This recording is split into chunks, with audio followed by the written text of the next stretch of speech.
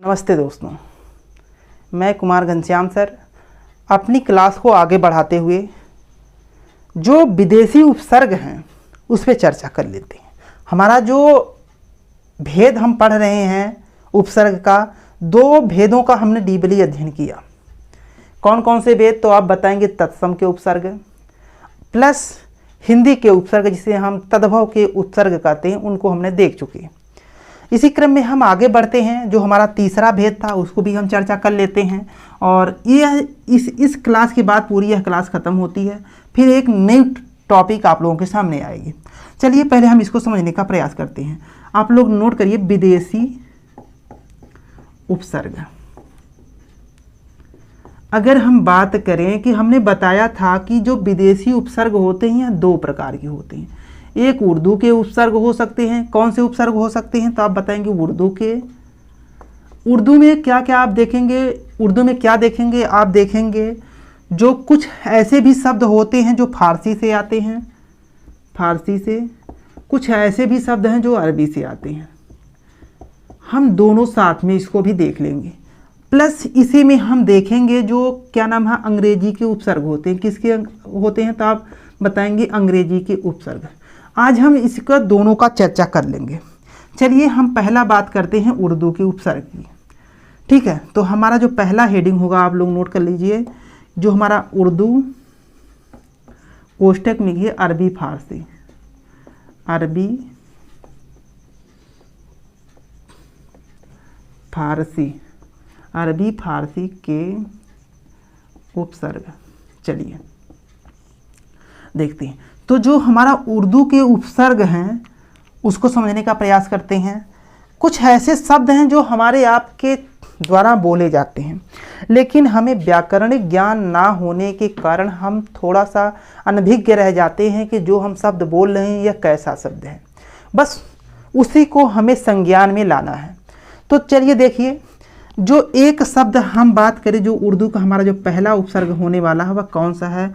वह होगा गैर। क्या होगा? वह होगा गैर। अगर हम बात करें इसका अर्थ क्या होता है तो आप बताएंगे इसका जो अर्थ होता है रहित होता है। क्या होता है अर्थ? आप बताएंगे इसका जो अर्थ होता है यह रहित होता है। देखिए इससे शब्द कौन से बन रहे हैं तब देखिए। जैसे एक देखिए शब्द है कानून। क्या है? कानून। अगर हम इसमें उपसर्ग लगा दें गैर तो हमारा जो शब्द बनेगा तो हो जाएगा गैर कानून। चलिए देखिए, गैर कानून। चलिए और भी शब्द देख लेते हैं। जैसे देखिए गैर वाजिब। क्या शब्द है? यह शब्द हम लोगों के द्वारा बोला जाता है, लेकिन हमें व्याकरणिक ज्ञान ना होने के तहत हमें थोड़ा सा हम गलती कर जाते हैं। अब देखिए इसको समझने का प्रयास करिए। देखिए इसमें गैर उपसर्ग लगाने के बाद एक वाजिब शब्द है, जब जुड़ता है तो गैर वाजिब शब्द बनता है। जैसे देखिए अगला गैर, और हमारा जो तीसरा शब्द बनने वाला है वह गैर हाजिर होगा। क्या होगा? हाजिर। चलिए देखिए और भी शब्द देखिए बनते हैं। तो हाँ बनते हैं। कौन कौन से?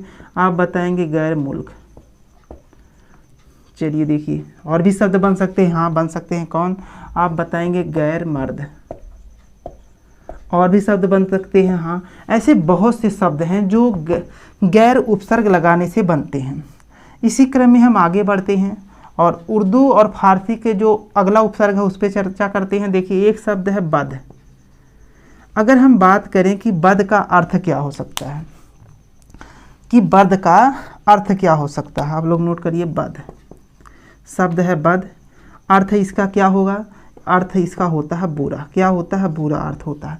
तो देखिए इसका अर्थ बुरा होता है। तो शब्द निर्माण कौन कौन से हो रहे हैं? चलिए देखिए बदनाम।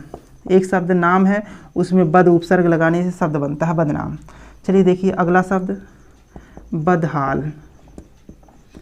और भी शब्द हैं तो हाँ हैं, देखिए बदमिजाज, जाज। चलिए देखिए आगे बदबू। चलिए और भी देखिए, जैसे देखिए बदमाश। और भी शब्द हैं। हाँ हैं। कौन से हैं? आप बताएंगे बदनसीब। ठीक है दोस्तों, आप लोग इसको नोट करिए। हम इसी क्रम में आगे बढ़ते हैं और हम तीसरे उर्दू उपसर्गों की चर्चा कर लेते हैं। चलिए देखिए, जो हमारा तीसरा उर्दू का उपसर्ग है उसको भी हम देख लेते हैं। और आप लोगों को बता दें कि यह कभी कभी एग्जाम में यहाँ से भी प्रश्न बनते रहते हैं, इसीलिए कुछ शब्द हैं, ज़्यादा शब्द नहीं है, थोड़े शब्द हैं, उनको भी आप समझ लीजिएगा। जैसे एक देखिए शब्द है खुश। अगर यह देखिए उर्दू का शब्द है, अगर हम बात करें इसका अर्थ होता है, हाँ भाई होता है, तो क्या होता है? तो आप बताएंगे अच्छा, आप बताएंगे दूसरा जो अर्थ होगा यह होगा अच्छी या अच्छी हो सकता है। तो शब्द निर्माण कैसे हो सकते हैं उनको भी समझ लेते हैं। देखिए, अगर देखिए कोई शब्द नाम है तो अगर उसमें खुश जोड़ देंगे तो वो शब्द क्या बनेगा? खुश नाम। चलिए देखिए, खुश नाम। और भी शब्द हैं, हाँ और भी हैं, कैसे हैं देखिए, खुशहाल। और भी शब्द हैं, उनको भी देखते हैं। जैसे अगर हम बात करें खुशबू, क्या शब्द है? तो आप बताएंगे खुशबू। देखिए, खुशबू शब्द में पूछता है कि कौन सा उपसर्ग है। आप लोग जरूर ध्यान रखिएगा, खुशबू में खुश उपसर्ग है। कौन सा उपसर्ग है? खुश। देखिए, अगर हम बात करें और भी शब्द, देखिए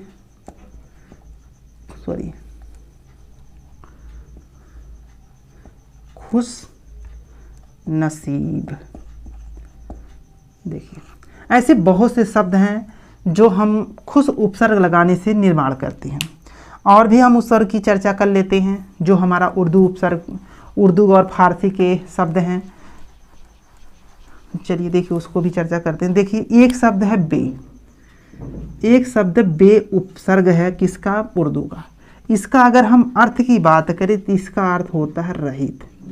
क्या अर्थ होता है? रहित। इससे शब्द जो बनते हैं उसको देख लेते हैं। अगर हम बात करें, एक शब्द देखिए कार है, अगर इसमें हम बे उपसर्ग लगा देते हैं, जो हमारा शब्द बन के तैयार हो रहा है वह बेकार होगा। चलिए देखिए, एक शब्द देखिए वफा है। कौन सा? वफा। अगर हम इसमें बे उपसर्ग लगा दें तो हमारा शब्द हो जाएगा बेवफा।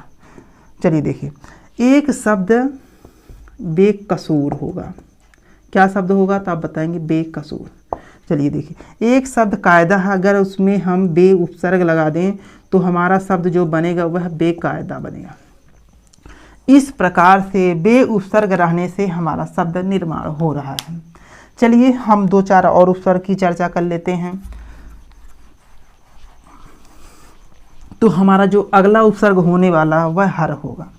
क्या होगा? हर। देखिए, आप लोग ध्यान रखिएगा कि जो यह शब्द हम लिखवा रहे हैं, हिंदी के उपसर्ग, संस्कृत यानी तद्भव के उपसर्ग प्लस उर्दू फारसी के उपसर्ग, आप लोग जरूर ध्यान रखिएगा कि कौन सा उपसर्ग किसके अंतर्गत जा रहा है। कौन हिंदी का है, कौन संस्कृत का है, कौन उर्दू फारसी का है। कभी कभी एग्जाम में डायरेक्ट प्रश्न बन जाता है कि मान लीजिए 4 उपसर्ग देगा, हिंदी का 3 उपसर्ग हिंदी का रहेगा और 1 उपसर्ग हर दे दिया, और पूछेगा कि इनमें से कौन सा उपसर्ग उर्दू और फारसी के हैं। तो आप लोग बताएंगे। अगर आप लोग थोड़ा सा कन्फ्यूजन होते हैं तो आप लोग गलत कर देंगे। इसीलिए आप लोग ध्यान में रख के चलिएगा कि उर्दू के उपसर्ग कौन कौन से हो सकते हैं, संस्कृत के उपसर्ग कौन कौन से हो सकते हैं, अंग्रेजी के उपसर्ग कौन हैं, उर्दू क्या नाम है प्लस तद्भव के यानी कि क्या नाम है हिंदी के उपसर्ग कौन कौन से हैं।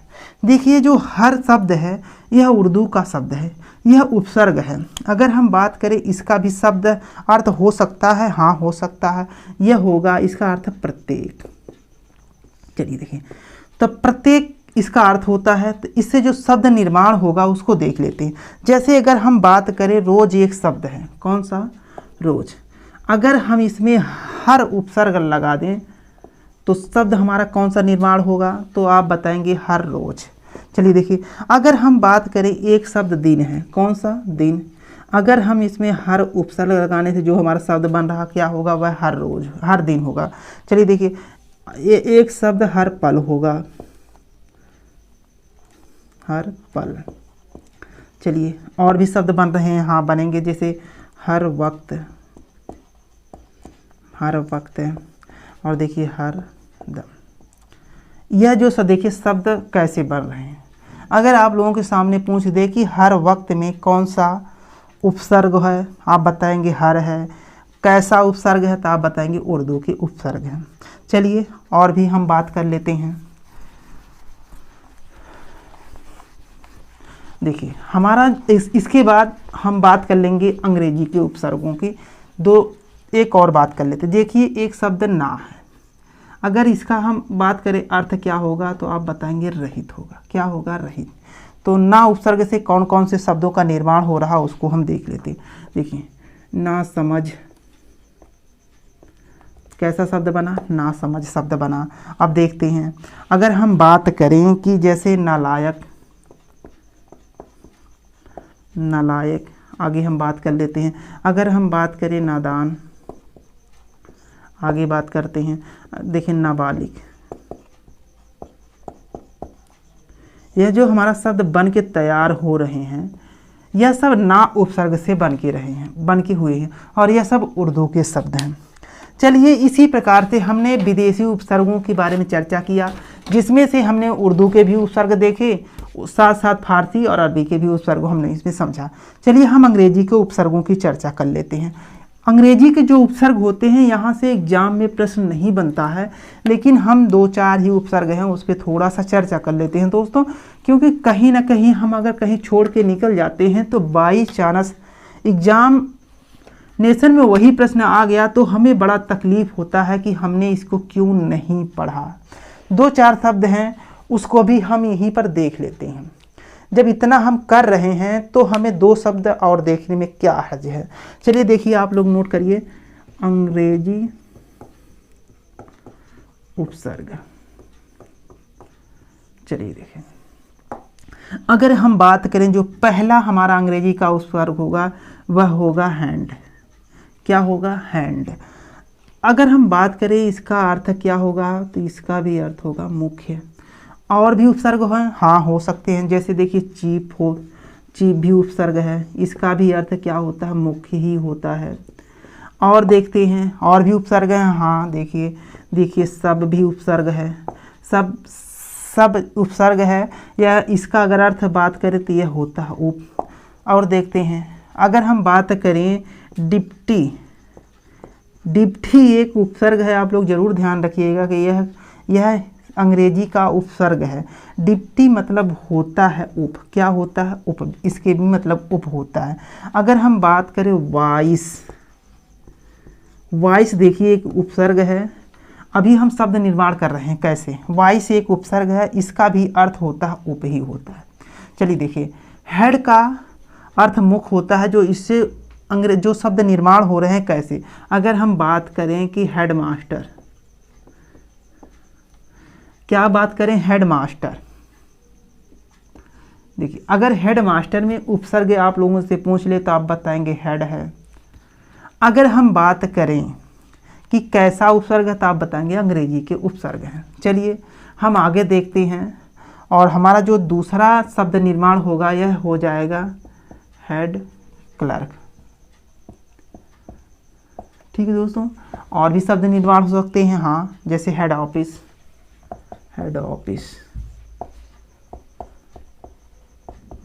चलिए अब देखते हैं, इसको भी समझ लेते हैं। चीफ उपसर्ग से जैसे कौन से शब्दों का निर्माण होता है। आप देखिए जैसे चीफ गेस्ट होता है, चीफ गेस्ट। चलिए देखिए यह चीफ गेस्ट है। जैसे अगर हम बात करें चीफ मिनिस्टर,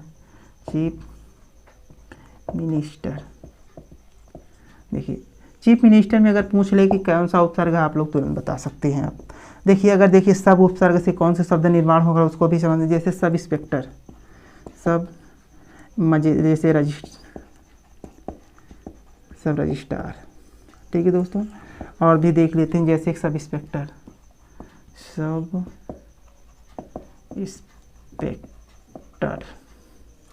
अब देखिए इसको डिप्टी का देखते हैं, जैसे कहें डिप्टी मजिस्ट्रेट।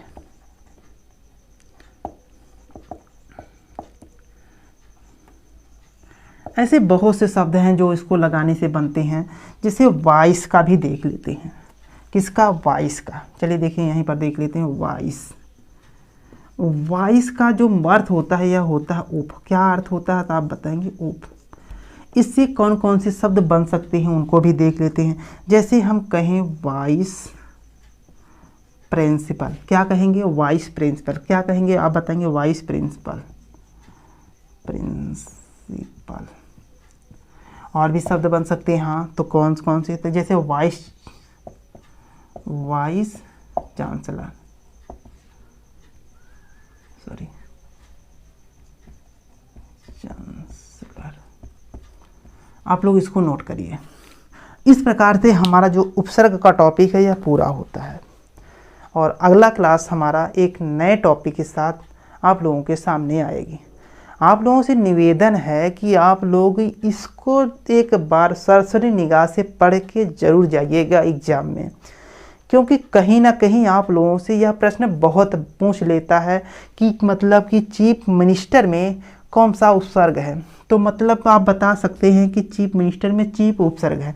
कभी कभी ये भी प्रश्न बनता रहता है कि अच्छा बताइए, कोई शब्द दे देता, कोई उपसर्ग दे देता है और पूछ लेता है कि यह उपसर्ग किसका है, तत्सम का है कि तद्भव का है कि क्या नाम है विदेशी उपसर्ग है। यह आपको जानकारी होना चाहिए। जो उपसर्ग आप बच गया है उसको आप लोग अपनी किताबों से ज़रूर अध्ययन कर लीजिएगा। तो राधे राधे, नमस्ते।